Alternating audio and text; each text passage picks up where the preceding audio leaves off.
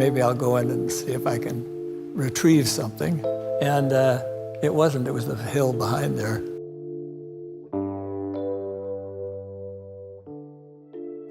Clint Eastwood has spent decades building a career as one of Hollywood's most iconic figures. From his unforgettable westerns to his legendary role as Dirty Harry, he's never been afraid to speak his mind or do things his way. Now, at 95 years old, Eastwood has once again made headlines, this time for comments about who he doesn't want showing up at his funeral. Join us as we uncover the journey that led to this surprising revelation. From nobody to gunslinger. Clint Eastwood was born on May 31, 1930 in San Francisco, California. His full name is Clinton Eastwood, Jr. He was the son of Clinton Eastwood, Sr. and Margaret Ruth Runner. His father worked in various jobs, mainly as a steel worker and later in the food manufacturing industry, while his mother was a factory worker who eventually became a clerical employee. Clint had one younger sister, Jean. The Eastwood family lived through the Great Depression, a period of economic hardship across the United States. This shaped much of Clint's early childhood. His father had to move often to find work, and the family relocated many times across Northern California before finally settling in Piedmont. The family did not enjoy financial security, and Clint grew up with the understanding that nothing came easy. As a boy, Clint was tall, lanky, and shy. He was not known as a strong student in school, but he had a quiet determination. He worked various odd jobs to help himself and gain experience, including lifeguard shifts, forest firefighter duties, and grocery store work. These early years gave him a strong work ethic, something that would stay with him as he entered Hollywood. He attended Oakland Technical High School, though there are conflicting reports on whether he officially graduated. What is certain is that he was not particularly focused on academics, but showed interest in mechanical things and athletics. In 1951, during the Korean War, Eastwood was drafted into the United States Army. He did not see active combat overseas, but was stationed at Fort Ord in California. While there, he served as a lifeguard and swimming instructor. This position kept him safe from direct involvement in the war, but it also became an unexpected stepping stone toward his future career. At Fort Ord, Clint met several people connected to Hollywood. One of the more significant moments came when he befriended fellow servicemen who had ties to the entertainment industry. His tall frame, rugged good looks, and calm manner caught the attention of individuals who suggested he try acting once his service was complete. After finishing his time in the Army, he decided to take the advice seriously. He enrolled in acting classes, started going to auditions, and began taking his first steps toward a career that would change his life. First steps in acting. Eastwood's entry into Hollywood was not easy or glamorous. His first roles were small and often forgettable. He appeared in a few uncredited parts in low-budget films, including Revenge of the Creature and Tarantula.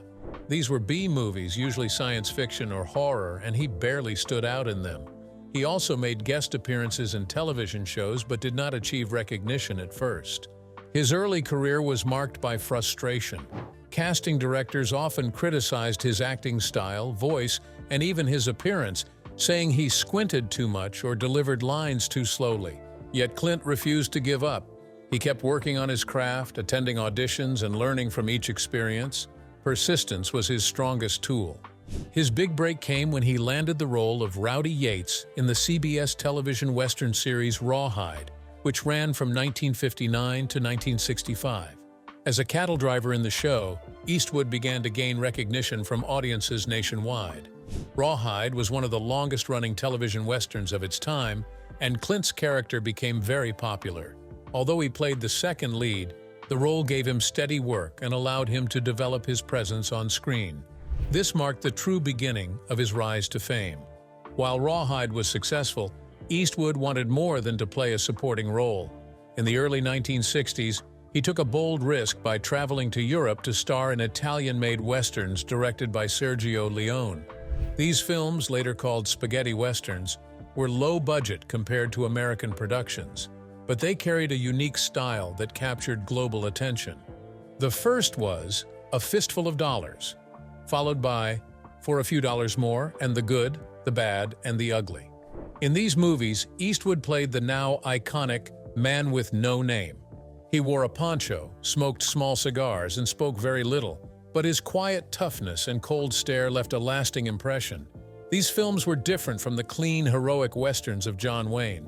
They were darker, more violent, and more morally complex. Audiences loved them, and Clint Eastwood became an international star. The trilogy not only made him famous, but also redefined the Western genre. The Man with No Name became one of the most recognizable characters in film history, and Eastwood was no longer a struggling actor, he was a global star. After returning from Europe, Eastwood built on his success by taking on a variety of roles in American films. The defining moment of this phase was Dirty Harry, where he played San Francisco police inspector Harry Callahan. The character was tough, direct, and not afraid to bend rules to deliver justice. The film struck a chord with audiences during a time of rising crime rates and social change in the U.S. Dirty Harry became a cultural icon and established Eastwood as the face of the tough anti-hero cop. The movie's success led to several sequels, and it remains one of his most remembered roles. At the same time, Eastwood began to explore directing. His early directorial works included Play Misty for Me, a psychological thriller in which he also starred. Directing allowed him to take control of his projects and express his creative vision. Over the 1970s, he gradually built a reputation as not just an actor, but a filmmaker capable of delivering strong personal movies. By the end of the 1970s, Clint Eastwood had fully transitioned from a struggling bit-part actor to a household name in Hollywood, admired for his grit, determination, and ability to reinvent himself. Wives in the crossfire. Clint Eastwood's first marriage was to Maggie Johnson. Their relationship began in the early 1950s, before Eastwood had become a household name. Maggie was a young model when she first met Clint, and the two quickly formed a bond. At the time, Eastwood was still struggling to break into acting, and the future was uncertain. Despite the challenges, they got engaged, and in 1953 they were married. For the first few years of their marriage, Clint and Maggie lived a relatively quiet life. Clint was still taking small roles in films and television, so he wasn't yet under the constant pressure of fame. Maggie supported him through these early years, offering stability as he worked hard to establish his career. As Clint's career began to take off, the couple started a family. They had 2 children together, a son named Kyle, born in 1968, and a daughter named Allison, born in 1972. Both children would later follow creative careers. Kyle as a jazz musician, and Allison as an actress and filmmaker. Family life, at least on the surface, seemed stable during this time. However, as Clint became more successful in Hollywood, the marriage began to feel the strain. His rising fame brought him into constant contact with co-stars, fans, and the fast-moving lifestyle of the film industry. Along with this came temptations, and Clint developed a reputation for having affairs during his marriage to Maggie. These infidelities became a recurring problem and slowly weakened the trust between them. By the 1970s, Clint was not only an international star, but also a man who was often linked with other women. Maggie tolerated the situation for many years, but the cracks in their relationship became too deep to ignore. Though they remained legally married for decades, the couple had periods of separation, and Clint's affairs were widely known. Eventually, after more than 30 years of marriage, Maggie filed for divorce in 1984. The process was drawn out, and their divorce was not finalized until 1984, making it one of Hollywood's longer, more complicated marriages despite the turbulence. Maggie received a large settlement, and she and Clint moved on separately. Looking back, the marriage to Maggie Johnson was a major part of Clint's early and middle years. She was by his side as he struggled to find success, and she raised their children even as his career pulled him further away. Their union showed both Clint's desire for stability and his inability to maintain it while navigating fame and personal choices. Clint Eastwood did not marry again until many years later. In the 1990s, he had been in several relationships but had stayed unmarried. That changed when he met Dena Ruiz. Dena was a television news anchor in California, and she interviewed Eastwood in 1993 when he was promoting one of his films. Their meeting sparked a connection, and within a short time, they began dating. Dena was more than 30 years younger than Clint, which made their relationship a frequent subject in the media. Many were surprised when, in 1996, Clint Eastwood and Dena Ruiz got married in a private ceremony.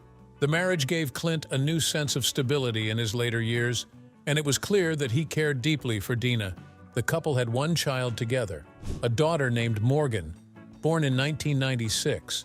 Unlike his first marriage, Clint seemed to spend more time with his family during these years, often appearing in public with Dena and Morgan.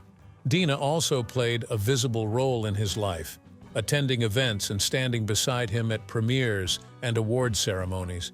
For a while, their marriage seemed happy and grounded. Dena often spoke positively about Clint in interviews, describing him as a supportive husband and father. She also appeared on the reality television show Mrs. Eastwood and Company in 2012, which gave viewers a closer look at their family life. The show featured Dena, Morgan, and some of Clint's other children, though Clint himself did not take part. Despite the public image of stability, tension eventually grew between Clint and Dena. By 2013, reports surfaced that the two were living apart. Their marriage had run into difficulties and separation followed. Dena filed for divorce in 2013, citing irreconcilable differences. The divorce was finalized in 2014. The split was not as scandal-filled as Clint's first divorce, but it did attract media attention because of Clint's advanced age at the time and the length of their marriage. Dena later spoke about the breakup, saying it had been a painful experience, but that they were both moving forward with their lives. Clint Eastwood's two marriages show very different stages of his life. His union with Maggie Johnson reflected his early struggles and first great success, while his marriage to Dena Ruiz highlighted his later years, when he was already an established Hollywood legend. Both marriages had children, both faced strain, and both ended in divorce. Yet each played a role in shaping Clint's personal story alongside his career, affairs, and abuse scandals. Clint Eastwood's personal life has often been as dramatic as his movies. Beyond his marriages, he became known for a long list of affairs and relationships that often overlapped. These relationships resulted in several children, some of whom were not publicly acknowledged until much later in his life.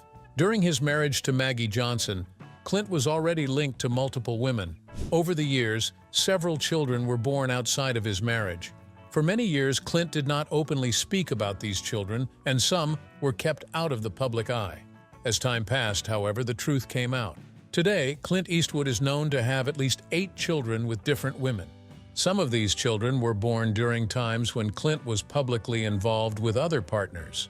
For example, Kimber Eastwood, his daughter, was born in 1964 after Clint had an affair with Roxanne Tunis, a stuntwoman. This was while he was still married to Maggie. Later, additional children came from his relationships with Jocelyn Reeves, a flight attendant, and Frances Fisher, an actress. For decades, the details of Clint's family were confusing to the public. He rarely discussed his private life openly, and often the public only learned about his children after many years. At red carpet events later in his career, Clint was sometimes photographed with multiple children by different mothers, finally acknowledging them more publicly. By then, the once hidden family had become part of his story, showing just how complicated his personal life truly was. The secrecy and sudden revelations created a picture of a man who often lived by his own rules, regardless of how it might affect those closest to him. Among Clint's many relationships, one of the most well-known and controversial was with actress Sondra Locke. They met in 1975 on the set of The Outlaw Josie Wales. Their connection was immediate, and the two began a relationship that lasted for more than a decade. During their time together, Sondra appeared in several of Clint's films. To outsiders, it seemed like a powerful Hollywood partnership, both romantic and professional. However, behind the scenes, their relationship was far more troubled. Locke later described their time together as controlling and restrictive.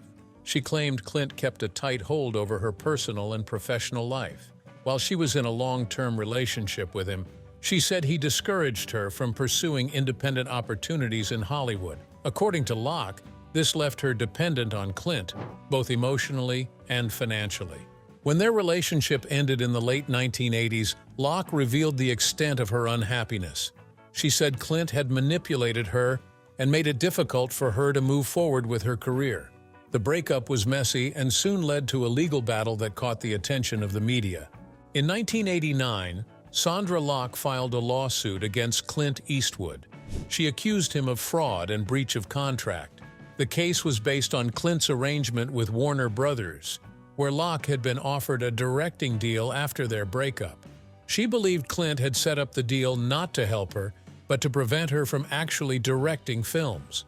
According to Locke, Warner Brothers never intended to greenlight her projects. The deal was simply a way to silence her and keep her financially tied to Clint. The lawsuit became a major scandal. Locke's claims suggested that Clint had gone beyond personal betrayal and had actively harmed her professional life. For an actress and aspiring director in Hollywood, losing those years of opportunity was devastating. The case dragged on for years. In 1996, Locke filed another lawsuit, this time for fraud, arguing that Clint had secretly financed the Warner Brothers contract to make sure it went nowhere. The second lawsuit was settled, though the details were not made public. For Locke, the experience confirmed her belief that Clint had used his influence to control her even after their breakup. The entire episode damaged Locke's career. She never regained the level of success she had during her relationship with Eastwood. Her story, however, became a lasting part of Clint's public reputation, especially as conversations about abuse of power in Hollywood became more prominent in later years. The lawsuits brought by Locke highlighted more than just one failed relationship. They raised broader questions about Clint Eastwood's treatment of women in both his personal and professional life. Locke accused him of emotional abuse, manipulation, and using his power to limit her career. These claims echoed rumors that had long surrounded Clint in Hollywood, that he was difficult in relationships and sometimes used his influence in ways that left others at a disadvantage. Industry whispers about Clint's behavior circulated for years, though not all were proven. His reputation as a man who had many affairs and who often left partners behind was widely known. While some admired his charm and charisma, others saw a pattern of disregard for the women closest to him. At the time, public reaction to Locke's accusations was mixed. Some defended Clint, pointing to his long and successful career, while others believed Locke's version of events, especially as more details about the Warner Brothers deal came to light. In the 1990s, Hollywood was less openly critical of such behavior, and powerful men often escaped deeper scrutiny. In more recent years, however, Locke's story has been re-examined. With changing views on gender, power, and abuse in Hollywood, many now see her claims as part of a larger pattern that was ignored at the time. Her experiences with Clint Eastwood are often discussed alongside other examples of how women in the industry were controlled, sidelined, or mistreated. Feud with John Wayne. Clint Eastwood and John Wayne are two of the most famous names in the history of Western films, but their approaches to the genre could not have been more different. John Wayne had already been the face of Hollywood Westerns for decades when Clint Eastwood came onto the scene in the 1960s. Wayne's characters were usually patriotic, noble, and firmly tied to traditional values. His films often showed the American West as a place of moral clarity, where the hero was clearly separate from the villain, and justice was straightforward. Eastwood, on the other hand, became famous by reshaping the image of the cowboy. In his spaghetti westerns with Sergio Leone, Eastwood played the man with no name, a character who was violent, morally ambiguous, and far removed from Wayne's clean-cut heroes. His westerns presented the frontier as a grim and lawless place, where survival often depended on cruelty and cunning. This difference represented more than just two styles of filmmaking. It reflected two clashing philosophies about America and its history. Wayne stood for the traditional, optimistic view of the country's past, while Eastwood represented a darker, more skeptical view. Audiences embraced both, but it was clear that the two men represented opposite ends of the Western spectrum. The tension between them came into focus with Eastwood's 1973 film, High Plains Drifter. In this movie, Eastwood played a mysterious gunslinger who comes to a corrupt town and delivers violent, supernatural justice. The film was gritty, unsettling, and very different from the heroic westerns John Wayne had made. Wayne did not like what he saw, He believed High Plains drifter distorted the Western tradition and insulted the values he had built his career on. Reports say that Wayne even wrote a letter to Eastwood, criticizing the film's cynical tone and its portrayal of the American West.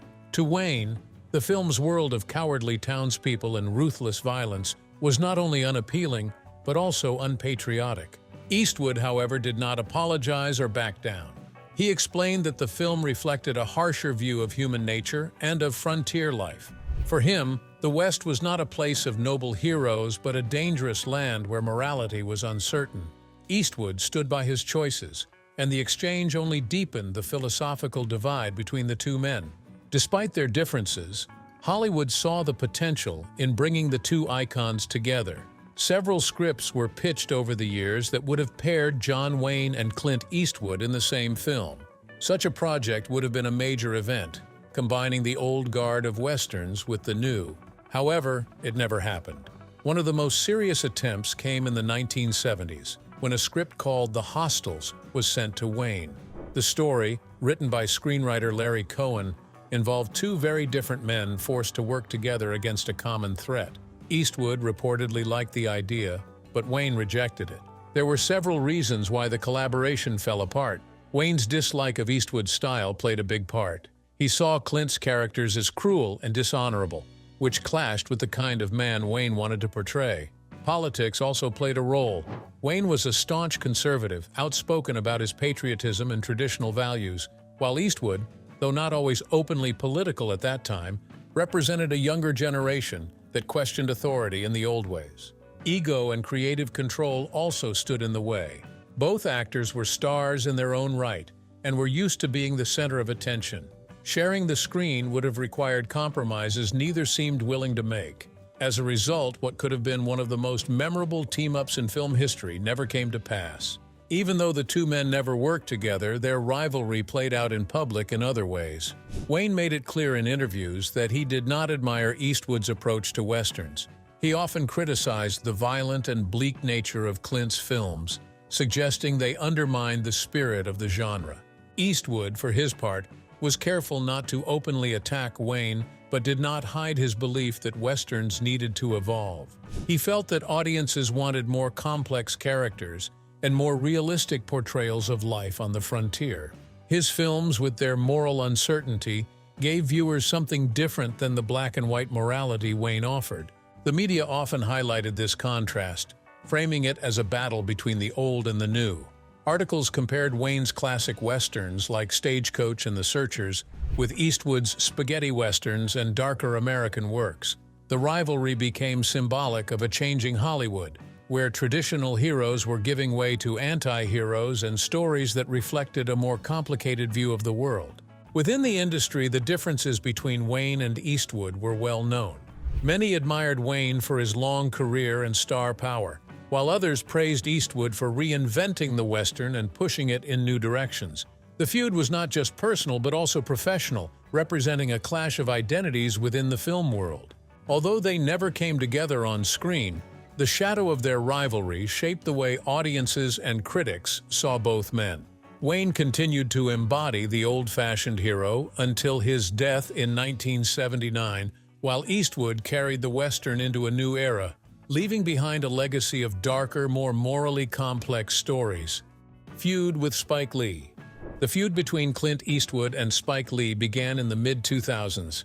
At the time, Eastwood had directed two major World War II films, Flags of Our Fathers and Letters from Iwo Jima. These films were widely praised for their scale and ambition, with Flags telling the story of American soldiers who raised the flag on Iwo Jima, and Letters offering the Japanese perspective on the same battle.